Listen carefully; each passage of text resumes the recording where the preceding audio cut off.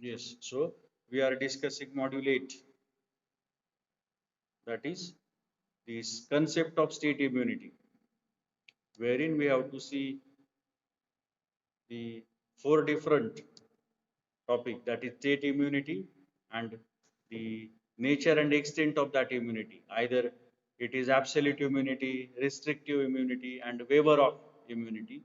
And then next we will go to the diplomatic immunities and privileges conferred on the diplomatic agent. So immunity we seen already. Immunity is a kind of protection given to a foreign sovereign from the proceeding to be initiated into the court of another state.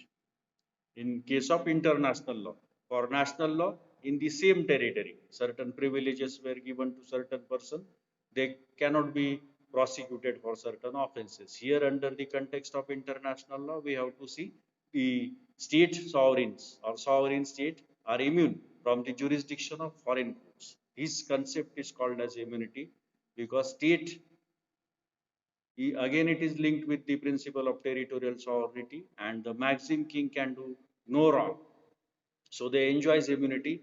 We've seen how this immunity is developed because earlier the function of states are minimum, only maintenance of law and order and defense. These were primary two functions. So while discharging those functions, if anything is done, that is to be considered as immune. But later, the concept of state was changed day by day, and state entered into a commercial transactions because the concept of state from police state to laissez-faire and from laissez-faire to social welfare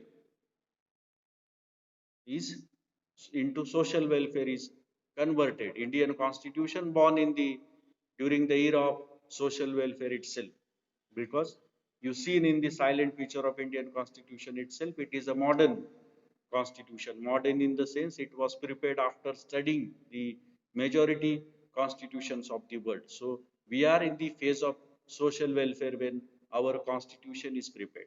That's what the immunity concept latter was restricted, and today the absolute immunity principle doesn't prevail, wherein whatever done by the state cannot be prosecuted. But now the functions of the state was classified into sovereign and non-sovereign functions. Sovereign functions are those which can be exclusively done by the state alone. No other person can discharge those functions. No private player can be engaged to discharge those functions. They are called as sovereign function. So whenever any sovereign functions were discharged by the state can claim immunity. And if the functions are non-sovereign, that is commercial, because state nowadays running metros, trains, now even privatization is there, or all other aspect, imparting education, providing the water, food, etc., that were done by the private players with the assistance of government. So in such cases, the state cannot claim immunity. This approach is called as restrictive immunity approach. I think we had seen up to this. Now today we will see how this immunity can be waived. Waived is a simply a waiver of right that is to be discharged by the person who has that right, who has immunity. He may say simply that I don't want to enjoy the immunity. Whatever proceedings are there that can be initiated against me, that can be initiated against particular state.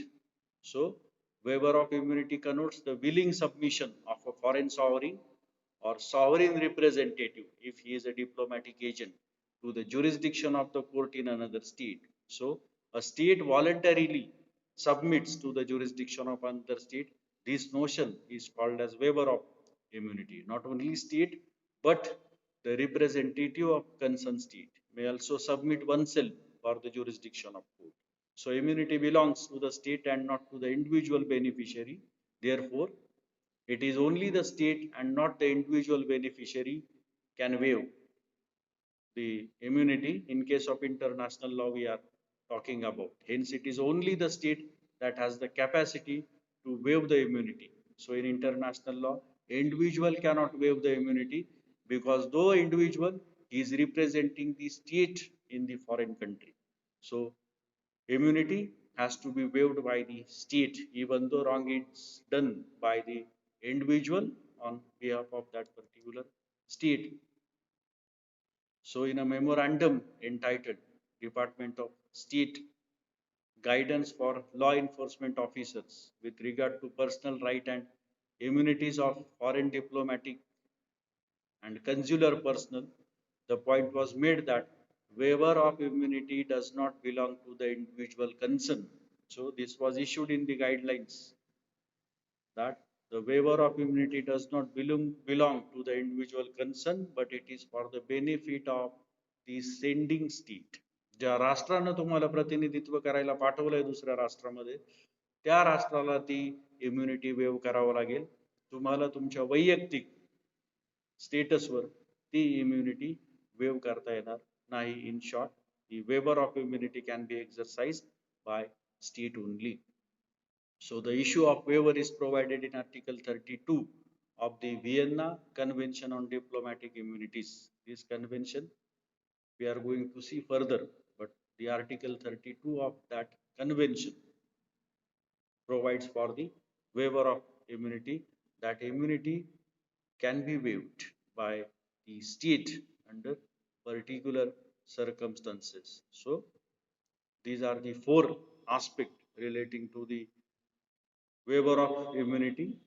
One basic thing to be taken into mind is the waiver can be done by the state alone, and it is not done, cannot be done by the individuals.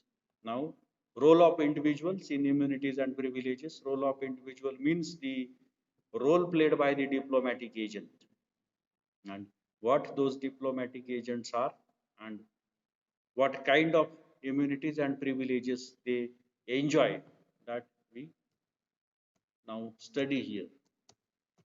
So after state immunity, we have to see the what is the significance of diplomatic agent. Diplomatic agents महत्व काय? Diplomatic agents are generally person recruited in Indian foreign service under the Ministry of External Affairs. So whatever representatives were sent by the Indian government into the world, into different countries, in the offices of embassy established by the Indian government in all those countries with whom Indian government is recognized. ज्या ज्या राष्ट्राला आंतरराष्ट्रीय संबंधासाठी भारताने मान्यता दिलेली आहे त्या त्या राष्ट्रामध्ये भारत सरकारने, केंद्र सरकारने मिनिस्ट्री ऑफ एक्सटर्नल परराष्ट्र मंत्रालयाच्या नियंत्रणाखाली दूतावास स्थापन केलेले आहेत. त्या दूतावासमध्ये काम करण्यासाठी ज्या लोकांना रिक्रूट केलेले आहे, अपॉइंट केलेले, they all are representative of state. Therefore, they are diplomatic agent. आता तिथं काम करत असताना त्या डिप्लोमॅटिक एजंटला तिथल्या कायद्यापासून संरक्षण असणं आवश्यक आहे. म्हणून ह्या डिप्लोमॅटिक इम्युनिटीज आणि प्रिव्हिलेजेस आपल्याला पाहिजेत आणि त्या कंटेक्स्ट मध्ये डिप्लोमॅटिक एजंट प्रिव्हिलेजेस महत्व काय ते आपल्याला पाहिजे. येस, तर significance and functions of diplomatic agent and classification of diplomatic agent. Then immunities and privileges of diplomatic agent. Inviolability that we seen earlier of diplomatic agent. Inviolability means they cannot be touched, they cannot be confined, arrested, etc. The order of civil court cannot be executed against their property, against them personally. That we have to see here. And as well as their premises, inviolability of premises, then immunity from local, civil, administrative and criminal jurisdiction, immunity from taxes and custom duties also. So even they are exempted from paying custom duties if they bring anything from the foreign country.